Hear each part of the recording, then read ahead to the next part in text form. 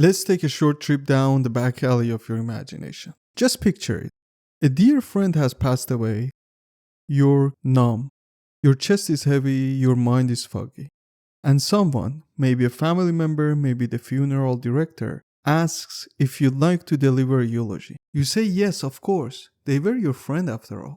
Your brother in all but blood. But then comes the writing. You sit down, the pen is nowhere to be found. Never mind.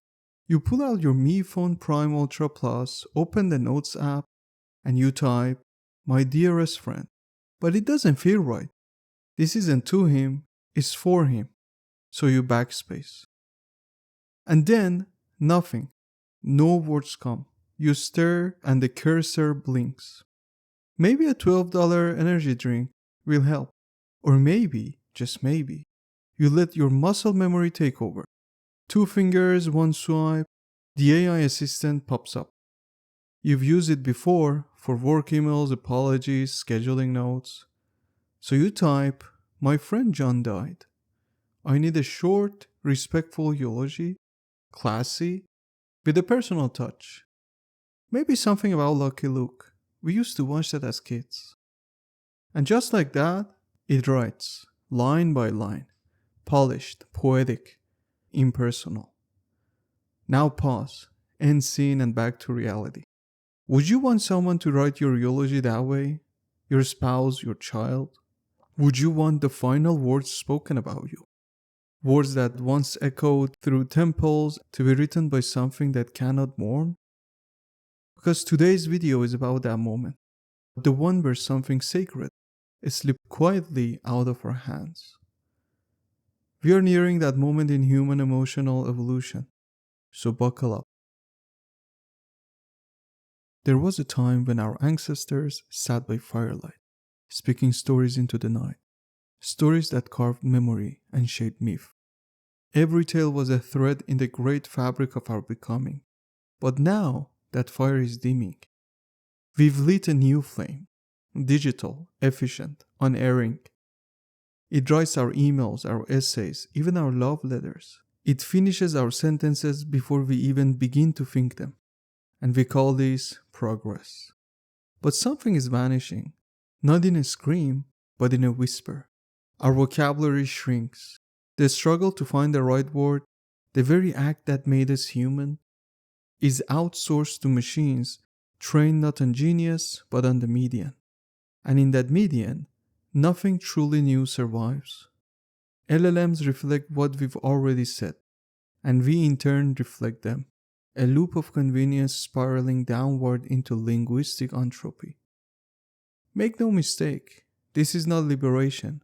It is sedation, a quieting of the inner voice. A generation that no longer wrestles with words will not dream. It will not remember the folk songs, the manifestos, or the midnight conversations that once changed the world. We are training machines to speak and forgetting how to speak ourselves. The future will not be written by firelight, but by autocomplete. Unless we remember that language, real language, is not something generated, it is something earned. Genius is not generated, it is suffered into being. Fyodor Dostoevsky, whose words would one day pierce the conscience of Russia and the world, was not born a prophet.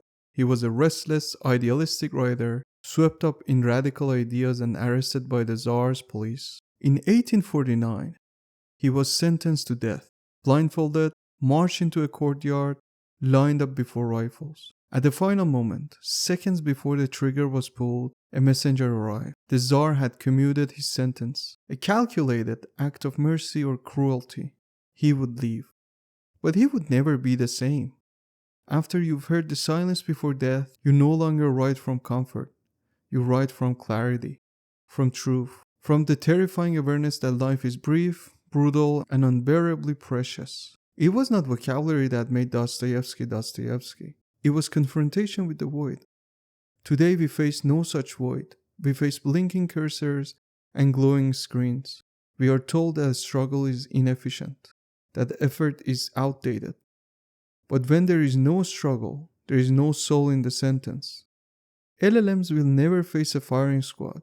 They will never bury a child or wrestle with God, or fall in love and be betrayed. And if we hand over our voices to something that cannot suffer, we will forget that suffering is what gave our voice its gravity. We are not just consumers of language, we are its stewards. And right now, we are feeding the future a diet of soft, average, and convenient expression. AI models learn from us, but if we increasingly learn from them, the loop closes. Each generation of language becomes a paler echo of the last. And what happens to new ideas, to radical dreams, to the terrifying beautiful things that have never been said before? They disappear, not because they are banned, but because they are unsearchable. They don't rank well, they don't autocomplete. If everyone speaks the same, writes the same, and thinks the same, the AI of tomorrow will train only on that sameness. And what is not reflected becomes invisible. This is not just a technological trap, it is a cultural mausoleum. A world where no new Dostoevskys will emerge. Not because we lack suffering, but because we lack the tools and the time to articulate it.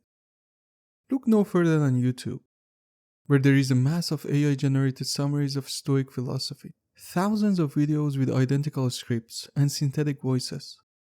Yet this does not mean the society is becoming Stoic. It means we are losing our capacity to think beyond Stoicism. The Fringe is not debated, it is not censored. It is simply not visible. New ideas rarely come from the center. They come from the edge, from the exiled poet, the mad philosopher, the untrained preacher, from voices that refuse to conform.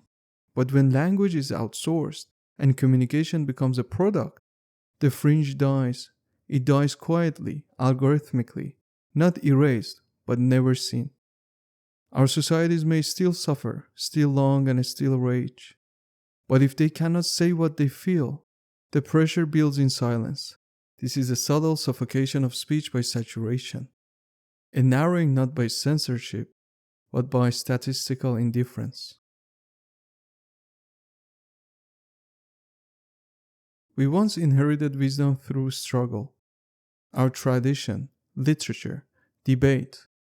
Now we inherit convenience. We are building machines that speak, but what they speak is what we've already said, and what they do not say is what we may never think again. This is not a rejection of AI, it is a call to awaken from the trance. Use these tools, but do not become them.